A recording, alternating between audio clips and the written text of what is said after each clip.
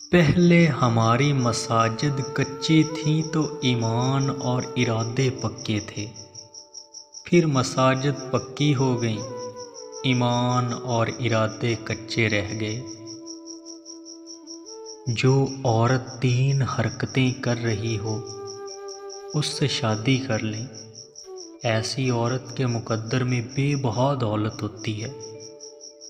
निगाहें नीची रखती हो, कम बोलती हो, हुस्न इखलाक रखती हो।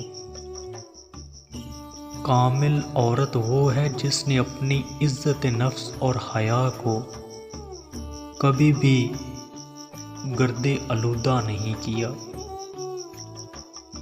जिसने दुनिया की मोहब्बत से मुंह मोड़ा, दोज़ख ने उससे मुंह मोड़ा और वो जन्नत का हकदार बन गया।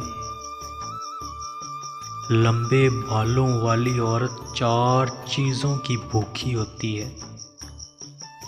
अव्वल तारीफ, दूसरा दुनिया की, तीसरा ऐशो इशरत की और चौथा मोहब्बत की।